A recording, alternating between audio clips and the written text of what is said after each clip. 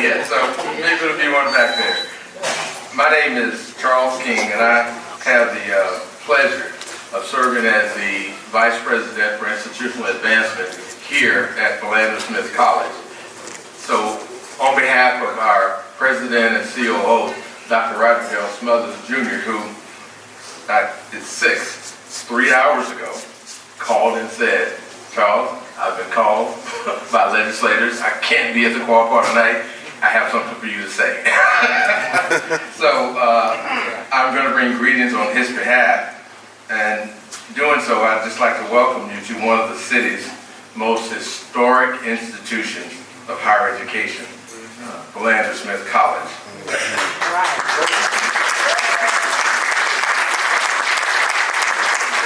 This year, we're celebrating our 145th anniversary.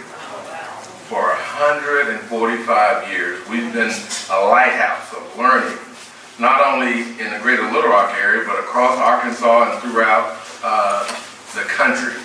Our designation as a historically black college or university, or HBCU, in this nation.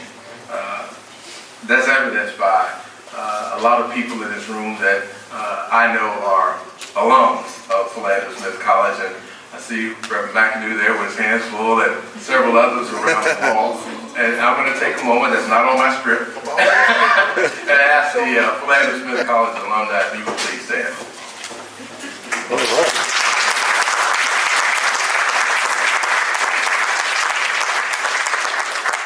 I want to thank Patricia Blick, the Executive Director and our sponsor for leading this conversation on public art and the Scipio Africanus Jones portrait.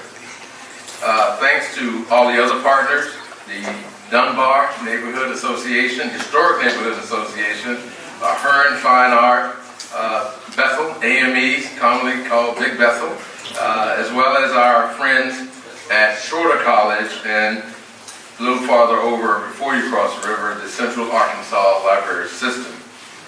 And we would be remiss if we did not thank the person whom I met just this evening, the very brilliant artist, Mr. Wade Hampton, who you'll hear from.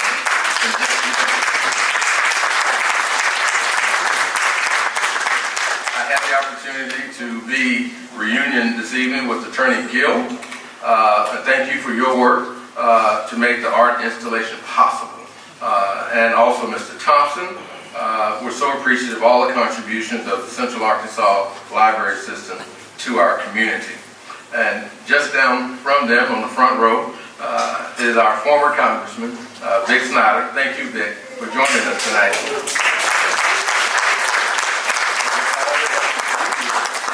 To get the post office on Main Street named in honor of our alumnus, Scipio Jones.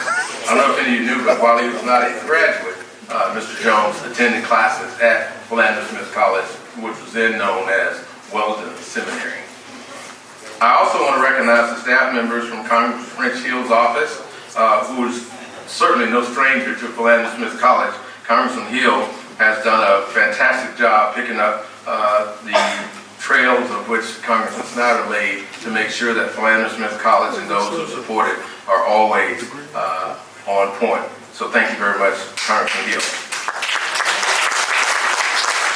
And last but not least, I want to acknowledge one of my staff members, Mr. Glenn Sargent, one of PSC's resident historians and preservationists, for working to do all that you do to make this evening possible on our campus. Dr. Smothers had a story here that he wanted me to share that back in 2021, one of our former trustees, Mr. Rush Harding, and his wife Linda, said then that they wanted to honor Scipio A. Jones. And in doing so, they made possible a $25,000 gift to help fund the commissioning of the portrait of Scipio A. Jones that will be painted by Mr. Hampton. Mr. Harding and Linda are not here tonight, but if you would, let's just give them a show of appreciation. And so it's fitting that this particular preservation conversation be held on this campus here at Philander College. So, without taking a lot of your time, because Patricia has told me again and again, we have a heavy packed program tonight. We want you to know it'll be interesting and thought-provoking discussions tonight, and that we're delighted to be a part of this, and it certainly illustrates the camaraderie, the friendship, and the need for community between Philander College, the Quapaw Association, Dunbar Historic Association, and all of the other partners that are gathered in this very eclectic and diverse room tonight. Thank you for being here.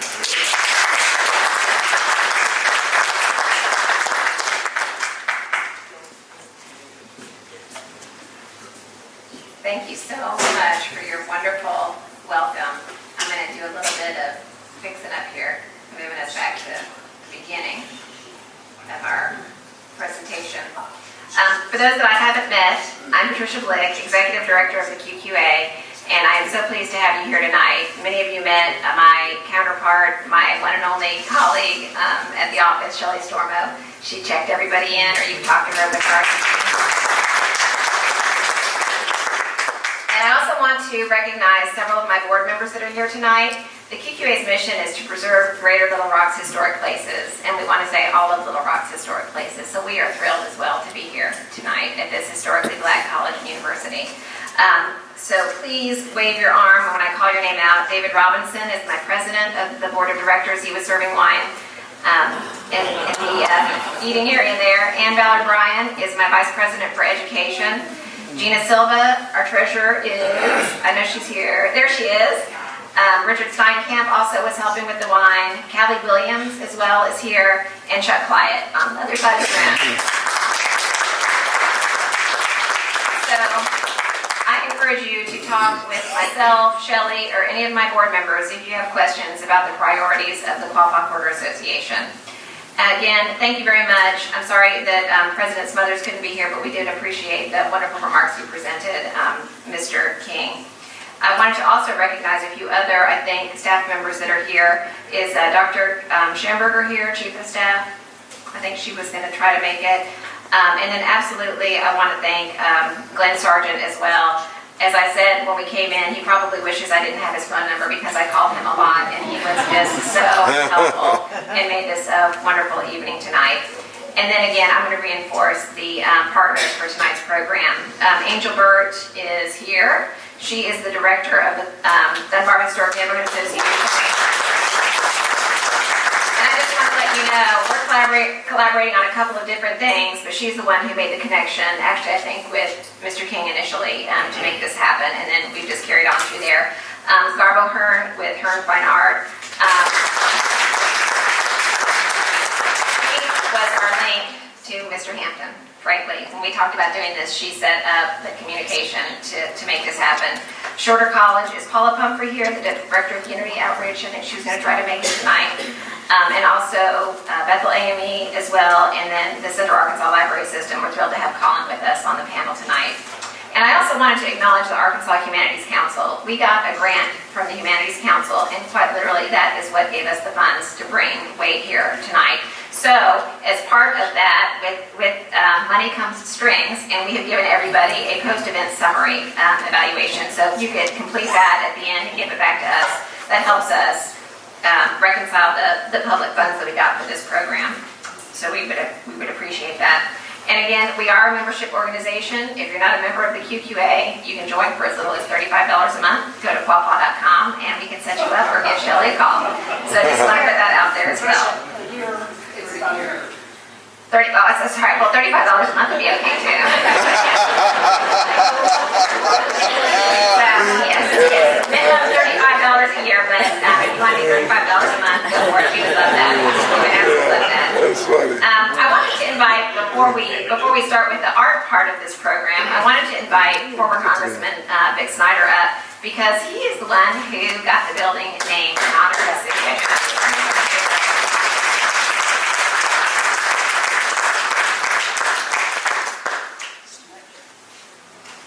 Well, good evening. It's great to be with you here. I think my job is the referee at the beginning of the basketball game that throws the ball in the air and then gets the hell out of the way. Just to set it up for our panel.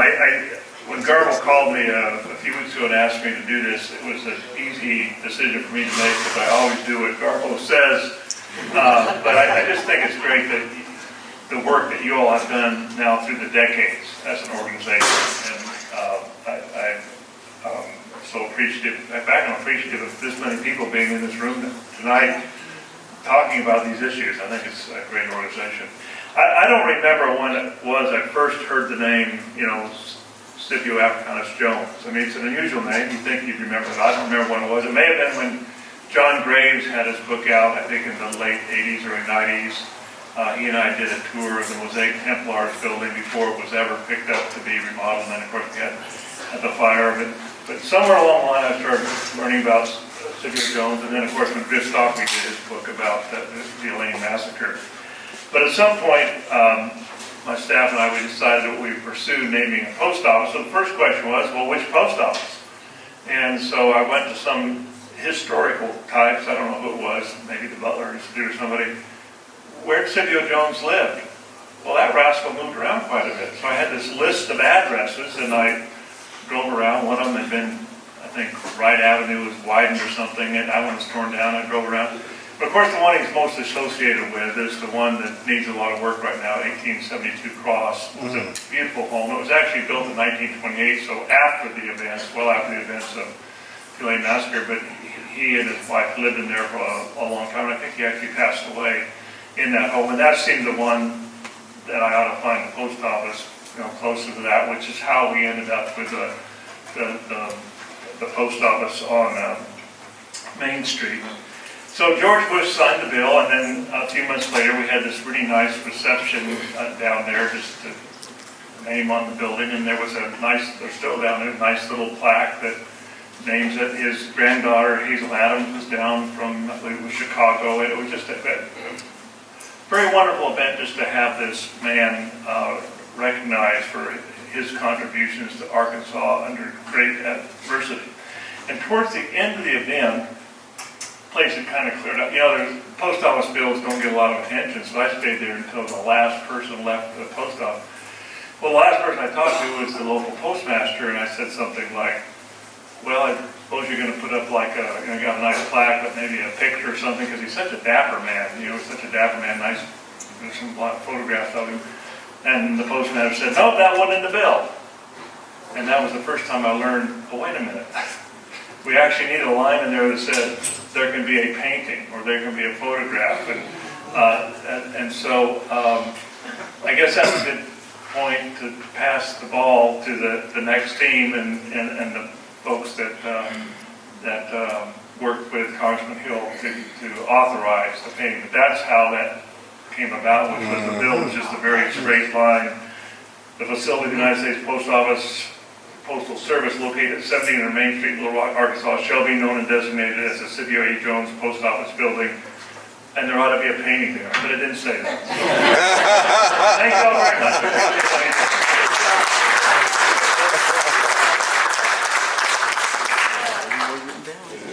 Thank you very much. And yes, it was well named and well marked. But it literally took yet another act of Congress, and so even though Congressman Hill couldn't be here, we do have two representatives from his staff here, AJ and Amelia Allard. Where are you two ladies? Way over there, so say hi to those ladies as well. And I also noticed we have our local representative here, Denise Ennett. This is in her district. I know you've had a few crazy days at the Capitol, so we appreciate that you're here. Are you all out of session officially yet? Okay. Yes, ma'am. Okay. Have another glass of wine. There you go. So at this point, I'm really honored to introduce our three distinguished speakers tonight. Wade Hampton. Yes. Okay, here we go. Wade is an artist. Birthed within the state of mind forged by Native Americans, blues and folk music, 9 students, and evolved with an uptown mindset of concept, creation, and a make-it-happen attitude within the gateway to the world, Wade Hampton was provisioned with an inspiration that would lay claim to a unique journey of artistic declaration. Mr. Hampton is an accomplished visual artist, dance performer, choreographer, and instructor, showcasing artwork in museums, galleries, and colleges, and performing and teaching at world-renowned dance events and festivals. For more information, you may visit wadehampton.com, and if you want to know how to salsa, here we go. Colin Thompson. Colin has a studio art degree from the University of Arkansas at Little Rock and a master's in museum science from Texas Tech University in Lubbock, Texas. He has worked in the museum field in Colorado, Texas, New Mexico, Alabama, and as the art administrator of the Central Arkansas Library System for the last 13 years. Colin's oldest son recently graduated from Hendrix, and his younger son is enrolled at the University of the South in Sewanee, Tennessee. And he told me he is glad to be here. Thank you. John Gill is a lifelong Arkansas resident with degrees in history and law from Vanderbilt University and a member of the Gill, Reagan, Owen law firm. He is past president of the Arkansas Bar Association, and in addition to over 50 years of law practice, his experience includes member of the Arkansas Parks, Recreation and Travel Commission, chairman of the Arkansas History Commission, president of the foundation that restored Little Rock's historic Current Hall, former co-chair, chairman of the Central Arkansas Civil War Heritage Trail Committee, and a committee chairman for the Louisiana Purchase Bicentennial. He was guest editor of the Centennial edition of the Arkansas Lawyer, and his publications include On the Courthouse Square in Arkansas, Top 10 Cases in Arkansas History, The Crossroads of Arkansas, John Gill's Tour of Little Rock, Postmasters, Arkansas Post Office Art and the New Deal, Journal of the Survey of the Baseline of the Louisiana Purchase, and Open House, The History of the Arkansas Governor's Mansion. He's a retired lieutenant colonel in the U.S. Marine Corps Reserve.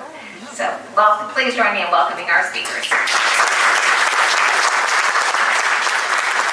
I think we're going to start with John, and he's going to give us a little context with respect to public art and Scipio Jones.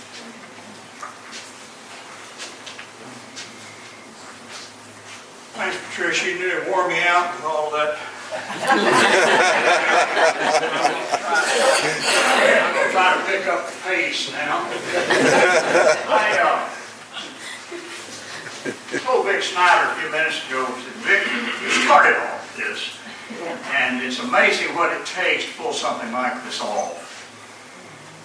If it hadn't been for French Hill, this wouldn't have happened. Right. Getting an act of Congress to put a painting on a wall, wow. Great idea, but getting it instrumentally fixed was a chore. I had an awful lot of help doing this, and I have to say, well, that's all right. I just don't want to start something I can't finish. You're good. I don't need to spread out that much.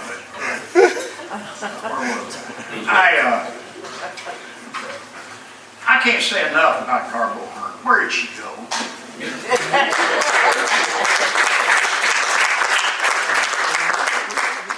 I've got a lot of heroes, but she's certainly one of them. All right. She pulled this off, and if it hadn't been for her input, we wouldn't have any portrait up there, at least of this portrait by this artist.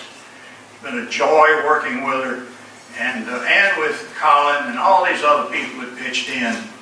It was a long haul, but we kind of have gotten to where we can sit back and look at something to be proud of in Little Rock, Arkansas. Mm-hmm. Vice President Hill, King, you're the head of advancement for this institution. Boy, you all sure have advanced a lot since I was on the board of this place. It doesn't look the same in lots of ways, but being on this campus again is a real thrill. It's a big part of Little Rock. The only thing I want you to do is get a door on the north end so you can get downtown in here without getting lost. That's another story I won't go into. I was asked, essentially, to speak on the conversation on public art. One of the books that Patricia mentioned is a book I wrote on all of the Arkansas post office art that was done here on the New Deal. And frankly, that's what got me interested in this project and in this portrait. has graced the Roman Forum and the Boulevard to Paris for centuries. At the end of the First World War, Arkansas was a desert as far as public art was concerned. It was limited primarily to funerary art, which was a lot of Victorian art, and Civil War monuments. That was it. That was nothing like what we see today. I'll have to digress for a minute and say, don't categorize Civil War art just in one place. Probably the most captivating work of art that I know about is a art that commemorates the Minnesota Union Army when it was here in Arkansas. And that piece of sculpture is, I think you ought to get on your to-do list. It's over at the National Cemetery. So, don't just categorize Civil War art in one way. But, on with the story. The New Deal changed our need for public art in a strange way. With the bank failures, chronic unemployment, hopelessness beyond words, hunger, Franklin Roosevelt had to do something to get this country back on its feet and back confident in itself. So he turned to guess who? The First Lady. And Eleanor Roosevelt came up with the concept of using art in the U.S. post offices to send the message that America's okay and its people are fine and we can survive this. So, growing out of that was the Department of Treasury's New Deal art program. The post office was chosen because nearly every person on that day went to the post office. Nearly every merchant started out to the post office to get the mail. And you had to go there to find out how your kid was doing in a far-off war. It was the place where everybody gathered around and everybody went to at least once a week, but usually once a day. It was the only federal presence that was there throughout Arkansas. The only thing that everybody had from contact with the federal government was the post office. The term post office is a Roman root from meaning postus, which were the posts or stations that were put on the Roman roads. America followed that and created the post office and the post roads. So, what Alexander Hamilton said, a government continually at a distance and out of sight could hardly be expected to interest the sensations of the people. The post office is what kept America at that time and still today in contact with its government. George Washington, in his inaugural address, talked about the value of the post office by saying it was an instrumentality of the diffusion of knowledge.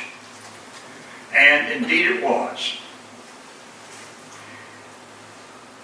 The work of the New Deal was, in Eleanor Roosevelt's words, the New Deal art program, was to lift the spirits of America. And that's what prompted this concept of a piece of art, a work of art, in this Little Rock post office. Essentially, it was to lift the spirits of the people of Arkansas. And when you know the story by which our hero came into that portrait, it's all the more amazing what a man he was. What a giant in the law. The work was managed by a fellow named Rowan in Washington, D.C. And feature this, you have a public art program managed by one man or a team of two in Washington, D.C. They set the tone.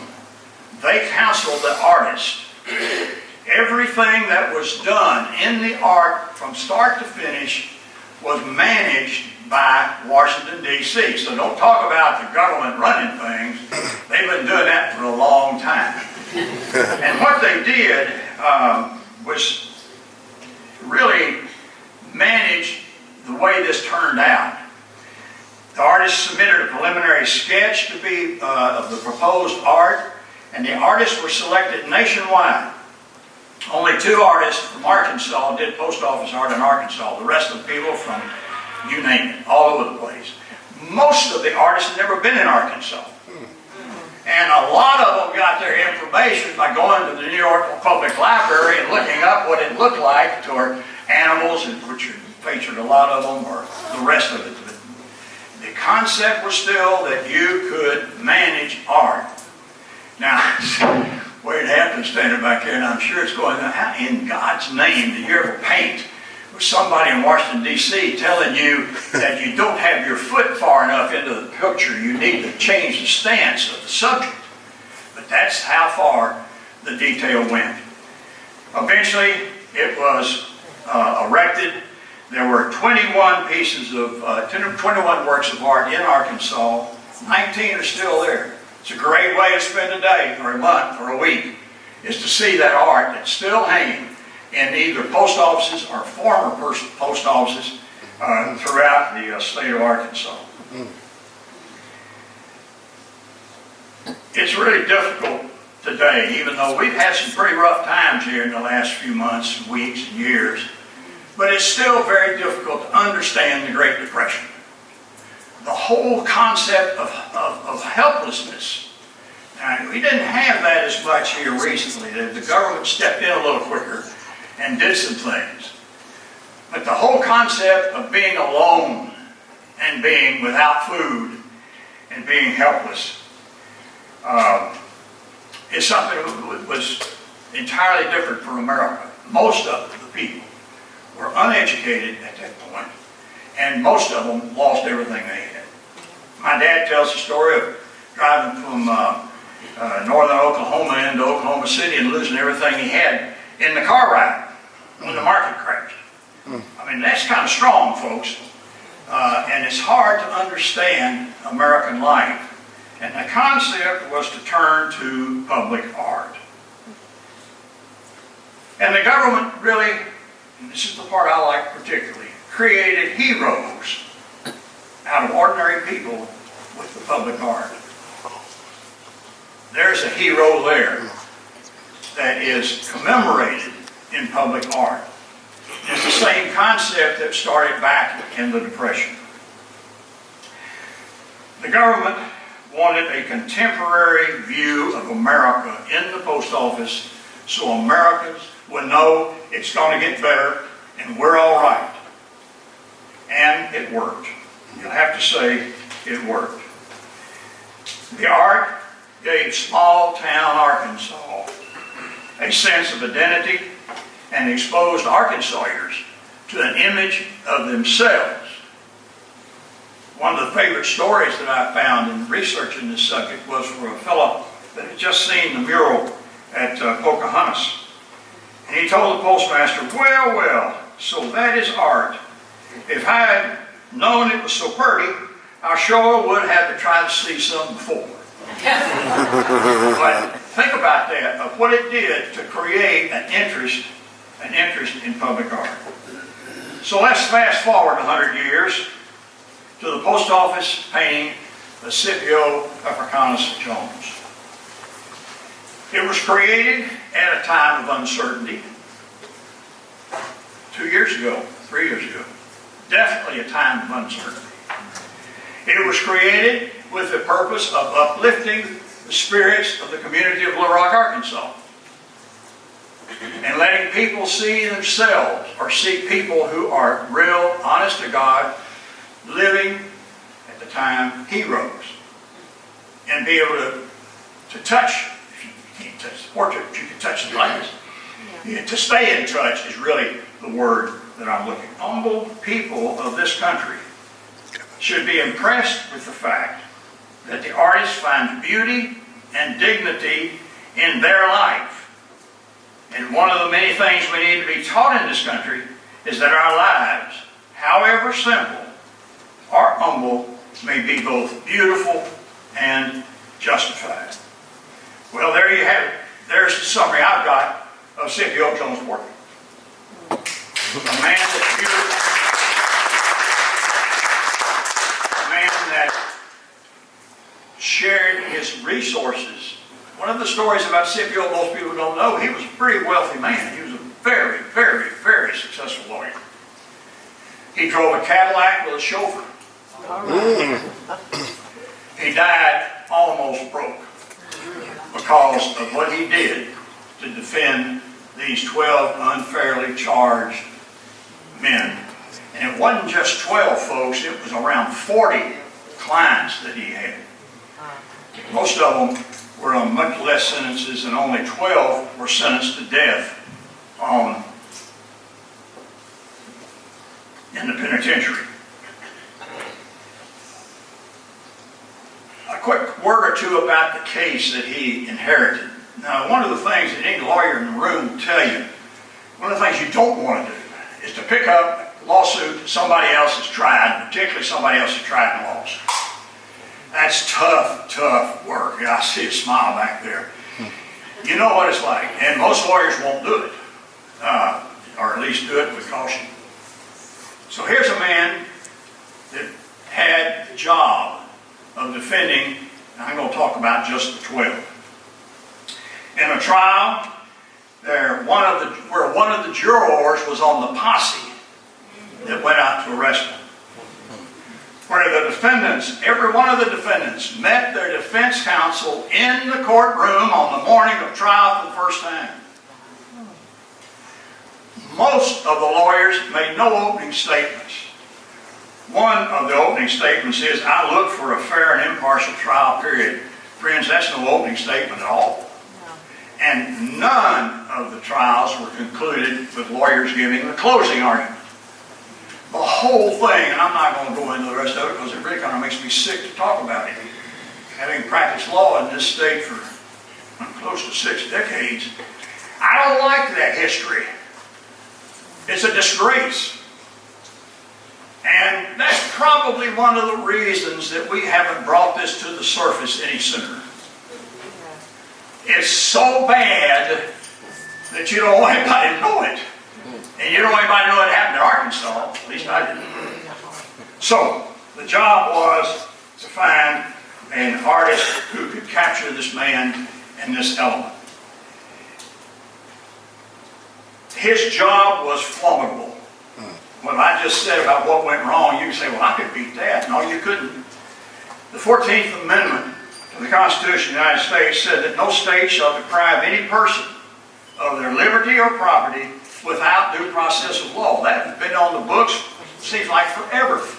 But the Supreme Court of the United States ignored it time and time and time and time again. It limited those words to a property right. And you couldn't deny somebody's property, a butcher shop, for example, in the slaughterhouse cases, you couldn't deny that right because it was a property right protected by the Constitution. The Supreme Court never stepped up and protected individuals under the Constitution. So, what did Scipio Jones do? Well, first of all, he had to overcome prejudice himself. And you'd be surprised where it came from. It came from the NAACP. They didn't like him. Here is a black lawyer in Little Rock, Arkansas, and we want a big-time lawyer. We want a big-time lawyer. And friends, I've been down that road a time or two. And people say, oh, well, we got to get a New York lawyer for this. Well, usually they wish they hadn't. In this case, he was asked really to step down by the general counsel of the NAACP. Now, one of the things he did, of all things, was to hire a Confederate colonel, war hero, George Murphy, who was a fine white lawyer in Little Rock. And the two of them teamed up.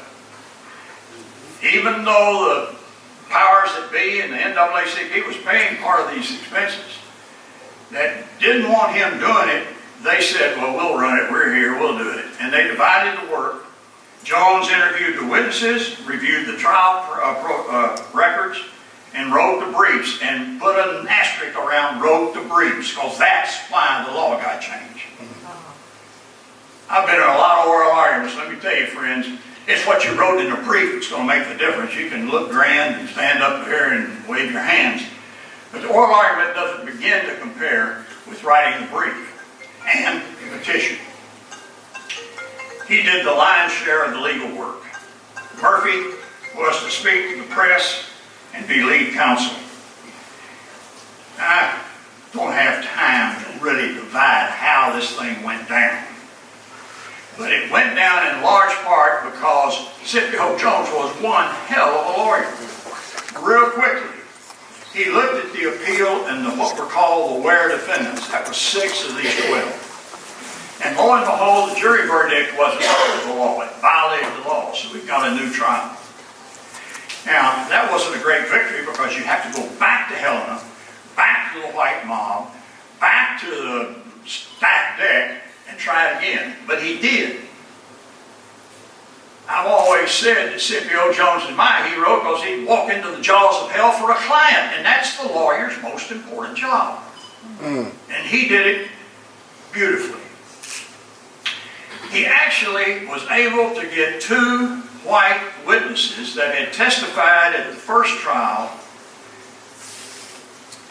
to admit that they not... The testimony in the first trial was there were no beatings. Nobody got beaten. They admitted that witnesses were beaten to testify. Some of the defendants were beaten. And he got them, 2 of them, to change their testimony. And that was the linchpin that eventually freed these Ware defendants. Wow. And he was so smart. The prosecutor wanted to keep trying, wanted to try that case, but he kept putting it off because he couldn't find anybody to turn it around on what these witnesses had said. So every time it came time for trial, the prosecutor would say, I want to continue this. Now you have to be a lawyer to fully understand this and appreciate this, but Scipio Jones did not say, I object. He said, we're ready for trial. Yeah. If he had said, I object, they would have to have a hearing and probably would end up having a trial. But he did that so many times that under the law, if you don't put them to court, if you don't try them, and they've been in jail for over 2 years, they're free. And he freed those 6 on that. 6. The other 6 were freed because of what Jones did in writing the law, writing the briefs that changed the law in America forever, saying that the federal court system could review on what's called habeas corpus any state criminal case. That is so huge that it turned American jurisprudence completely on its ear. It's a concept that is so common now, everybody knows about it, but it wasn't very common then. Well, these defendants were ultimately all set free. As Eleanor Roosevelt said, art can lift the spirits of America. And when I see that painting that Wade did, it lifts my spirits. I hope it'll lift yours. I appreciate you letting me say, I warned Patricia this wasn't going to be a quick fix because it's too much stuff, but I appreciate your patience. All right.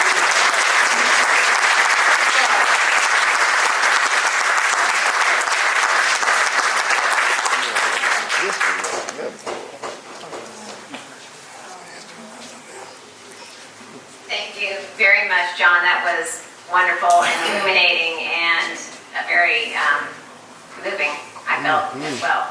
And I knew it would be awesome. So I'm going to bring up now Wade Hampton, and he's probably going to do a little bit of a tag team with Colin to talk about the process, the challenges, the solutions, and I'll turn it on to you. Okay, cool. Thank you, everyone.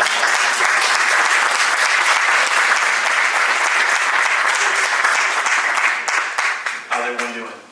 Great. All right. Okay, let me see if I got this right here. Okay, so my name is Wade Hampton, and I have this brief narration, a few slides, 30 or 40, 50 maybe. We'll run through them quickly, but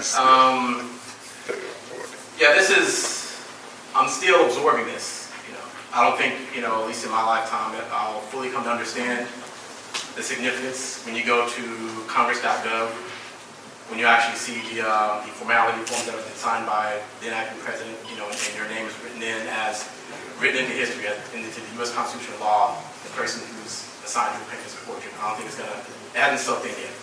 So it's like a huge mountain, but I haven't even seen it yet. But so very humble, very thankful. I've been helping to contribute to a part of Scipio's legacy. So we're going to go ahead and jump into the slideshow. This is a brief narration. Scipio Africanus Jones, a narration by Hampton. Okay. All right, so first I want to recognize this is actually the program that was made for the naming of the post office. And so obviously a large part of that was championed was by Representative Blick Snyder. So without that, this project would not have happened at the point when it did. So I just wanted to let that be known. We're going to quickly head to, and if you can see on the large screen, just highlighting a number of others, but highlighting the person that really pushed this forward. So that was 2007. It was renamed in Scipio A. Jones Post Office Station. And this is a picture that I took. It was back in 2017. I think it was early summer or late spring. Actually, a girl had called me before I was out west, and when I made it back in town, she was like, let's take a little field trip. I want you to see something. I want you to look at this wall. So, I'm like, okay, blank wall, okay.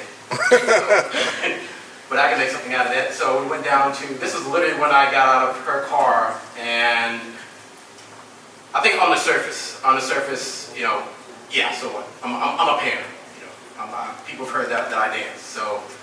But the primary thing is that I see myself as documenting my path, what's my journey. It just happens to be, I can write in this form, this visual art form, or I can write in this sort of moving content form. But I'm always seeing compositions, I'm always seeing colors. Some people think I'm strange and crazy, but I'm always just snapping, documenting, and so I just captioned this when I first got out of our car, and I just had it in the back of my head since then. So we walked in, and if those of you remember this before, the wall was pretty much blank. I don't know, I can't recall if anything else was there prior, but this was when I walked in, we walked in that morning, that late morning. And so obviously, Governor Hearn had briefed me on the project earlier over the phone and in person that there was an attorney that was looking to have a portrait, an artwork put together for the post office. So we're going to go through a process of selecting. And so later on that year, end of 2017, December, we had a meeting at powwow. And but yeah, going back to, of course, it's the man, Scipio Africanus Jones. It's the man, the myth, the legend. And so this is actually the image that I, after a large amount of research of trying to figure out what this person looked like, trying to culminate, his whole figure, his whole body, his personality. This was the primary image that stayed in my mind. So we're going to flip on to the next. And as these were represented as the Elaine 12. And so, I just want to read their names out if you don't mind. So, obviously these were the men that were on trial, but obviously they represent a number of others that were in that town that day or those few weeks. We have Ed Hicks, Ed Coleman, Ed Ware, Frank Moore, Paul Hall, Albert Giles, Joe Knox, Frank Hicks, Joe Fox, Alfred Banks Jr., John Martin, and William Wardlow.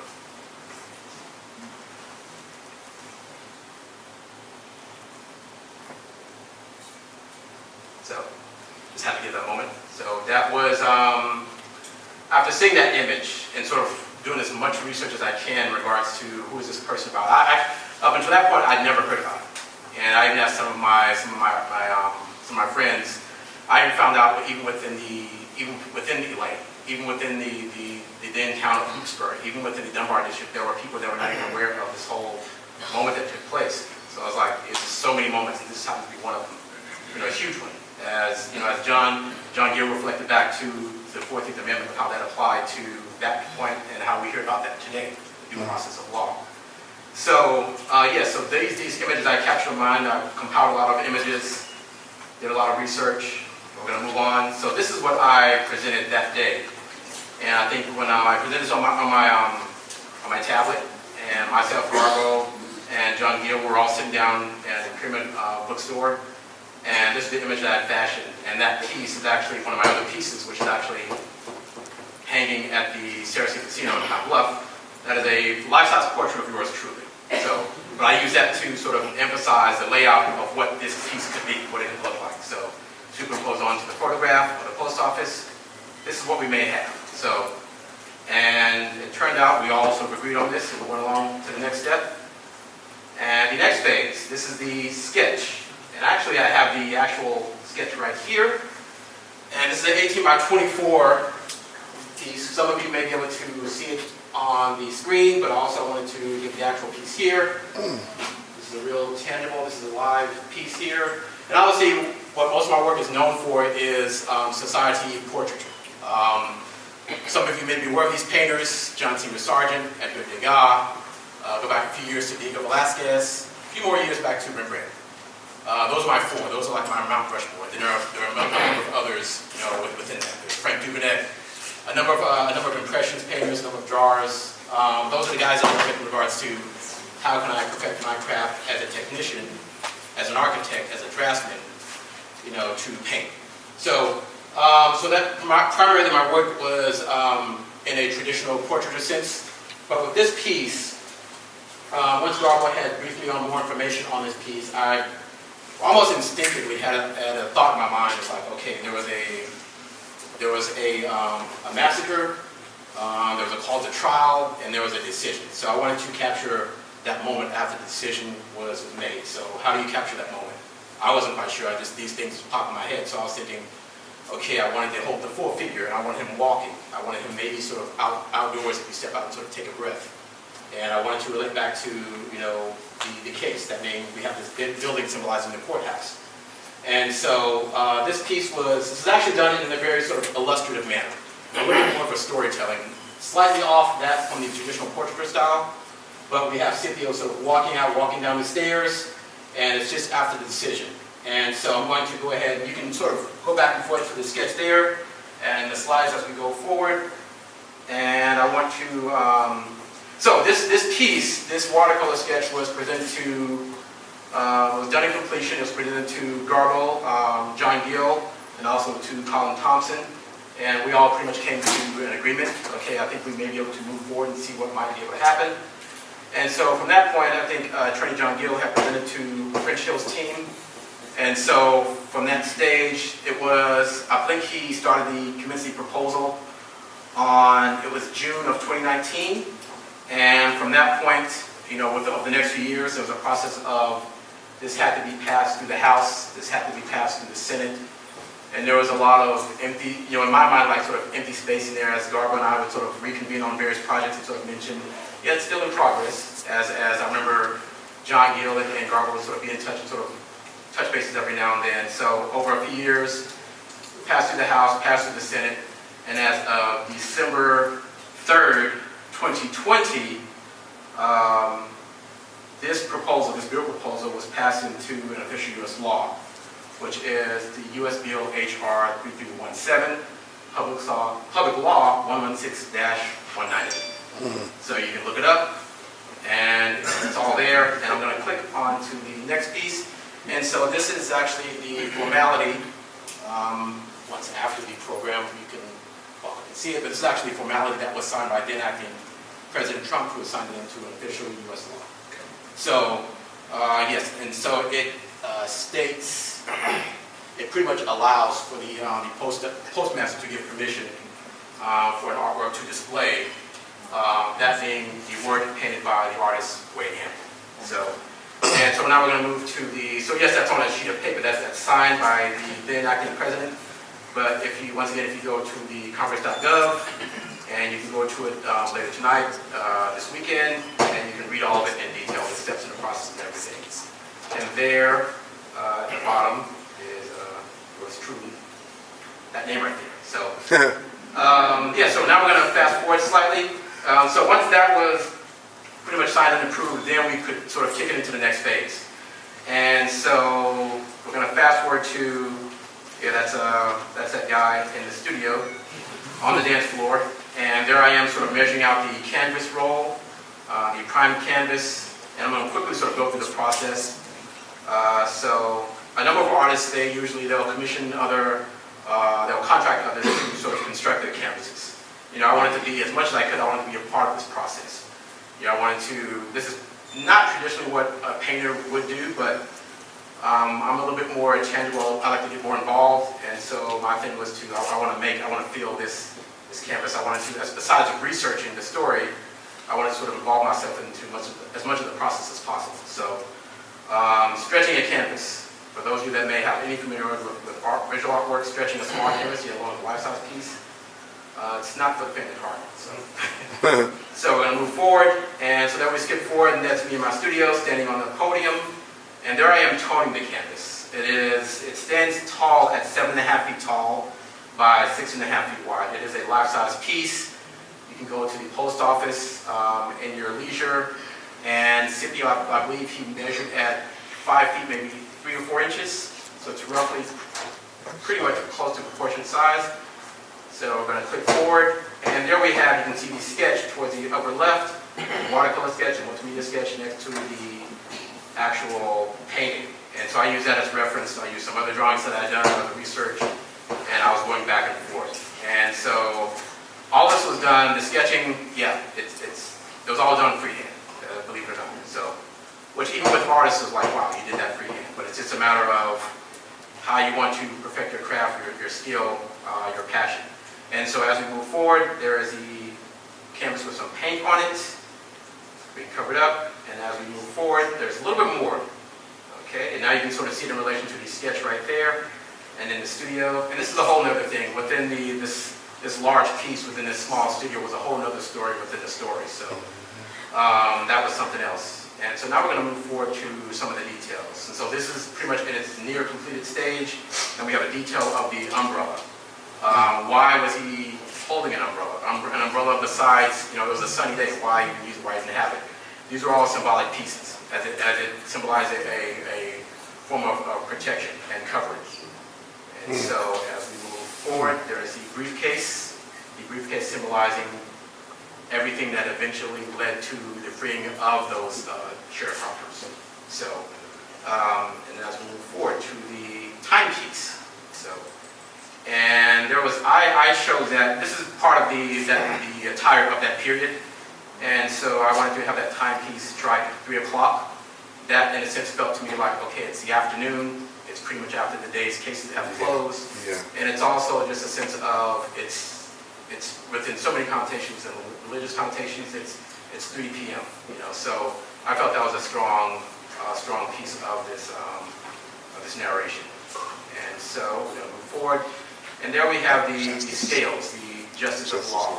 And so if there's anything that was sort of carry it through, what type of building was he walking out of, I felt as small as that was, which is just next to the door, that it really provided symbolism of, hey, this is the courthouse. So I wanted to provide a little bit of indication, but not too much. And then we go to, why am I zeroing in on the fencing? Because this is, a large part of the research where I'm still sort of curious about. So I was curious, I don't know anyone, that has the name Scipio Africanus Jones, Scipio Africanus. So I did a little bit of research, not much, and it finds out he was named after Scipio Africanus, the Roman general. And so during those times, wrought iron, the material, was used as weaponry. But as today, it's used as decorative elements, landscaping outdoors, and sometimes inside the homes. So I felt that was a subtle but sort of substantial way to sort of keep that in there and sort of bring that sort of back to present day. So yes, Scipio Africanus Jones, Scipio Africanus, the Roman general, they're both pragmatic thinkers. They had a linear way of thinking. So I really emphasize the linear molding of the building. And this is, when you see the piece in its entirety in person, you'll see how Scipio is sort of crowned or sort of framed by the window, almost like in a sun sort of way, sort of a sense of protection. So, and then, so, you'll see the finished piece soon. So now we move to, as once again, my involvement was within that week of February, it entailed On February 19th, there was a history day at the Sue Collins Library, which was followed by the unveiling on the 24th, and then followed by the meet and greet at Her and Fine Art on the 26th. Okay? And so as we go through here, this is, I'm just going to name out these people because they're very integral, very important to putting this history day together. You know, where would we be without history? So Wesley Peters, the moderator for the event. Okay, Sue Collins Library. And yes, she is here today, ladies and gentlemen. The Art Historic Neighborhood Association, she's a representative for that. And so all of these people, as I continue to read them out, were very important in putting all this together and continuing recognition of so many things that are happening today. And so we have Dr. Oba L. Lagoye. He's a Scipio Africanus Jones historian. So if you ever get a chance to meet with him, very knowledgeable man, very humble man. He has a lot of things, a lot of information on Scipio and many other things. And so we have Toya Stewart, who is the Horseman Archive Development Foundation representative. So her and Wesley are part of the team that are actually funding the project to restore Scipio's home. Okay? And so they're very, very important people. And Lisa Gilbert, she's one of the descendants, the actual descendants of the Lane Massacre. So I didn't get a chance to speak with her that day, but it was nice to briefly introduce ourselves. And we have Dr. Brian Mitchell, who's has an enormous amount of history on the Lane Massacre and a great historian. Okay. And Kara Connors, she was a recently elected judge. She's a part of the Black Attorneys in Arkansas Association. Okay. I actually met her husband that day at the unveiling on the 24th. Very beautiful people. And there he is. This gentleman is here. He's live and direct. He's front row, Mr. Colin Thompson, the representative of the Central Arkansas Library System. Very important figure, very humble man. There off in the background, there's that guy. So, give me a few words. So that was the Scipio Africanus Jones History Day. And so we're going to fast forward to the transportation of the work. This work was transported from my West Coast studio to the Her and Fine Art Auction House, and it was housed there up until several meetings that followed with the client, John Gill, Colin Thompson, and Representative French Gill. And so this is on the day of the transportation of the piece. Okay? And then, by the way, this piece was transported by Brad Norris of Norris Quality Furniture. For those of you that are looking to have your items moved in a care and gentle way, Norris Quality. I'm giving them their due. I'm giving them their due. They brought this piece to the post office, unscathed. It's hanging. We're here today. Give them their due. Okay? So, all right. And so there we go. We're bringing in the plexiglass sheet. And also barrier installers, Hodges Glass. You know, these are the behind the scenes people. And if you've ever performed on stage, actually, quick story, I did some performances with Cirque du Soleil. So, the world-renowned dance company, stage dance company. A third of the performance is on stage, 2/3 is behind stage. If you've ever been behind stage, these are the behind the scenes people. So I want you to recognize them. And so there it is, once it's hanging, once it's draped. Okay, and there we go, that's the day of, the morning of. And there is the post office, that is Representative French Gill. There are a number of people there speaking, a number of people that represented many facets of putting this all together. And here we go. Here's a close-up, and there it is as it hangs on the wall. It is, once again, 7.5 feet by 6.5 feet.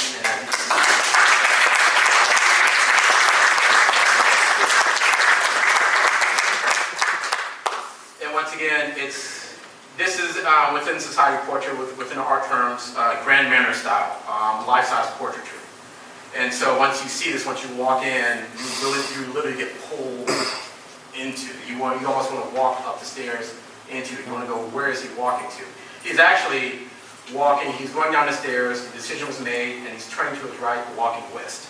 This is the whole thing about, well, let's go to the lobby, and then there's a hallway that goes down to the P.O. boxes. So it has this sort of reality play. For those of you that are aware of Diego Velázquez, his piece, Las Meninas, which is at the Prado Museum in Spain, it deals with different realities, different mirrors, different hallways, and things like that. So all of these things sort of come back to play. And so now you can see the piece as a whole as it comes together, the columns, the structure, how it implies back to Roman times, ancient times. And so, yeah, this is a very daunting piece. So we're going to click forward, and that was a little bit of media. And there we are. There's part of the cast and crew. John Gill, Representative Hill, yours truly, and Garble Hearn. Okay? And I know, can you just stop for a moment? Please give this lady a round of applause, please.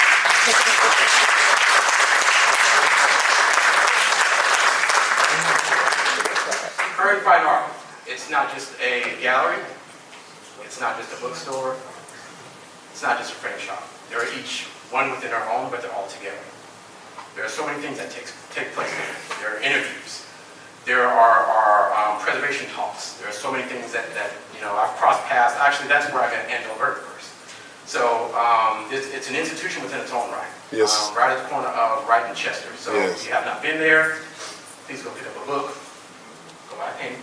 So go get it framed. So but Garble Hearn of Current Fine Art. This lady has been a very important figure within, not only within art history, but she has her place. This institution has its place. So, thank you, Garble. So.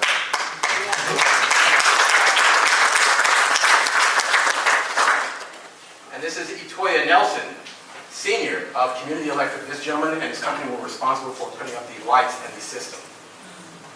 Yes. So what? I painted. These are the people that help put it together. These are the behind-the-scenes people. If you understand the logistics of things, why things get put in place, you'll be blown. Your mind will be blown into infinity. So once again, I'm thanking these people because they deserve it. Okay. And there we go. There's a little bit of media.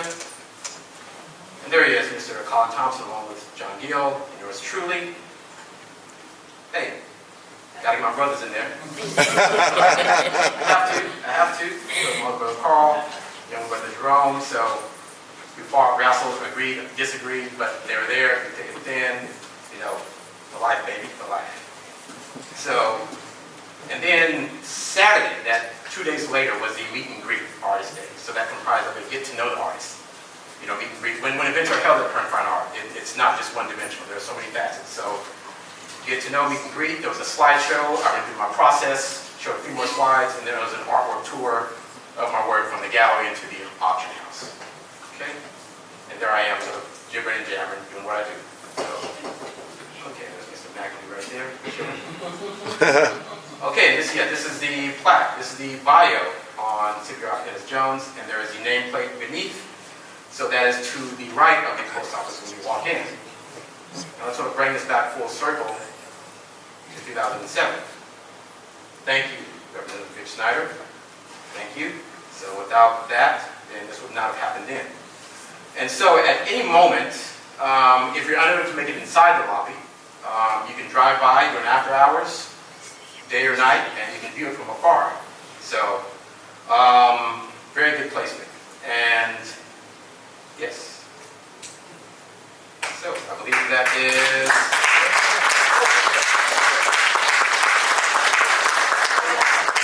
This is the blank screen. Yes, Patricia.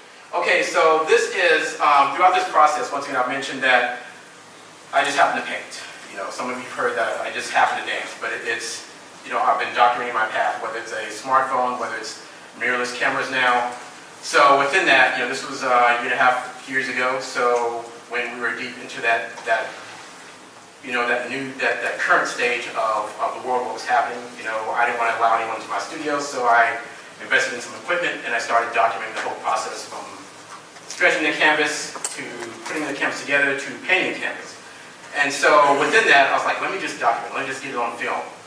So with all that compiled, and as I learned more and more about who this person is and what happened, what took place in American history, and just met so many people, I thought at some point, somehow, I've got to compile this into some type of documentary. So at least more so, obviously, with the focus of being from the painter's point of perspective, but compiling everything together. So here's a preview of what's to come. Okay? So I'm going to go ahead and let this play. Actually, hopefully I have the volume up. I don't know if the volume's up or not.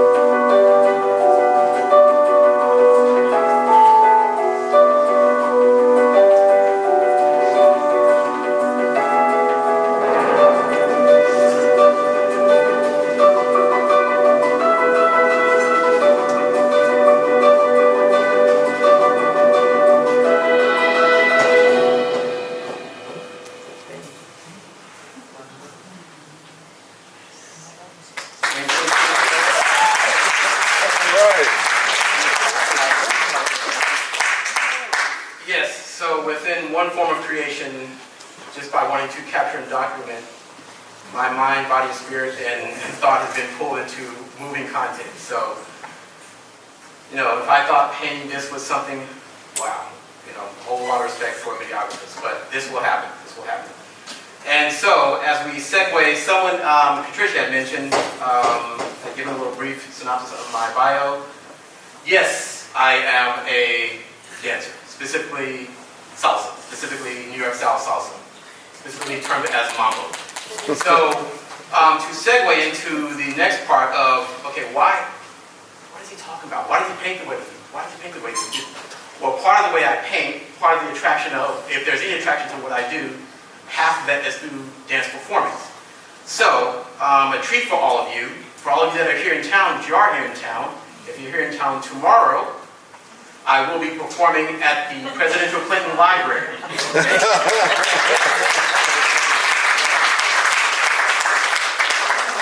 great as that painting, as it's been talked about, as you may appear to appreciate it, it's a whole other facet to see the person who executed that actually performing on the dance stage. This event, Arkansas United, for those of you who have not heard of this organization, they're an immigrant resource and advocacy group. They're based in Springdale, Arkansas. They have an office in Little Rock, Arkansas. And so tomorrow they are celebrating their 10-year anniversary. Yep. All right. 10 years and going strong, 10 years and 10,000 more. And they're celebrating it at the Presidential Clinton Library. The executive director is actually here live in person. And so for those of you that are interested in attending, that are interested in sort of seeing, can this guy dance? Can he move a foot or not? So I'll prove you wrong and I'll do it. So you're welcome to join us tomorrow night at the Arkansas United 10th Anniversary Gala at the President Clinton Presidential Library, and it's also at 5:30. And so I believe that that concludes my little part. I could go on for hours, but we're not going to have that. Thank all of you. Thank all of you very, very much.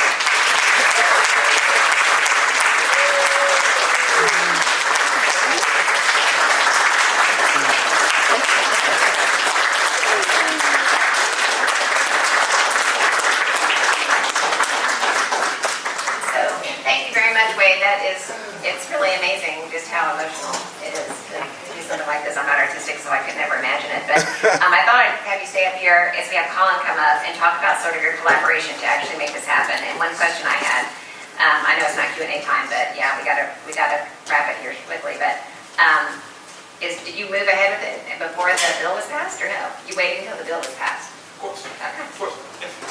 No way.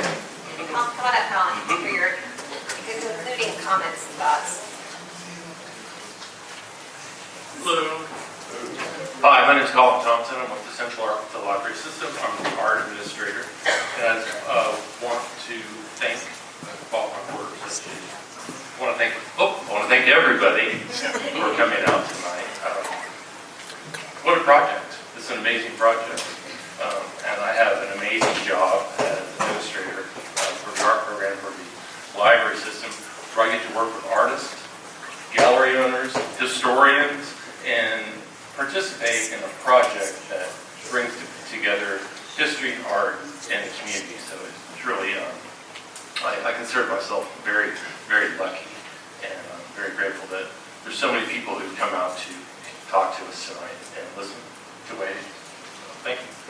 Thank you very much. Thank you very much. It was great being able to work with you, John and Garbo, and also we share like a like minds of going through this process, you know, just some sensibilities of art. So, and also some of our appreciation of certain artists. So, this project was something. And it is good when you're talking with an artist and you can both understand the structure of the painting. Yeah. You don't have to get out a book and and explain a lot of stuff. Or you can talk about colors. You can talk about texture. You can talk about the design, composition. And so I think we both were on the same page. Yeah. And that made things easier as far as moving the design process through. Because while all this was going on, it's in the middle of COVID, it was also very cold. As I remember when we were installing the painting and installing the plexiglass. Yeah. And there's always the usual tie-ups with materials, people's time. That's always, and Wade was back and forth dancing finishing in New York, working in Las Vegas. I mean, Mr. Hampton's a very busy man, so. But you did it. You did it. We did it.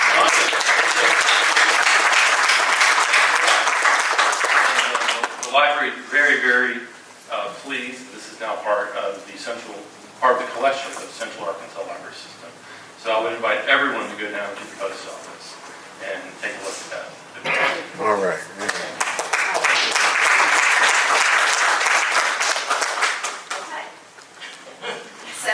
So we're going to go ahead and call it a night, but I wanted to give our speakers a gift. So Wade, this is for you. It is it's our logo for this year. Buildings aren't good because they're old because they're good. And there's also a little gift inside, a personal gift. So I have one for John and Colin as well, and also Glenn Sargent. Where's Glenn? Because I know I drove him crazy. So I have one for him too. So thank you all very much for coming. Next month's preservation conversation is going to be on chimney safety, a little more esoteric than this, right?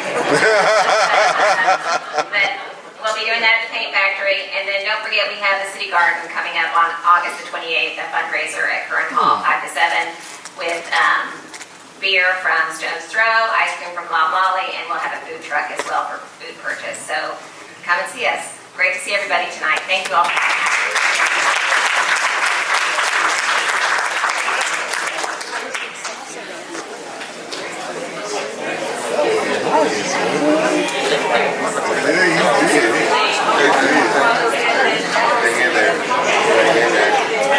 Ladies and gentlemen, have your attention briefly. This Saturday at Curran Fine Art, just 5 minutes away, 1001, okay, Wright Avenue, Curran Fine Art. There is an exhibit of my works, of the gallery's work. I will be there for the meet and greet. For those of you that are interested in sort of getting a little bit more information about my work, about the gallery, about the bookstore, this coming Saturday. It's a few days away, 2 days away. So see all of you Saturday at Curran Fine Art. Thank you.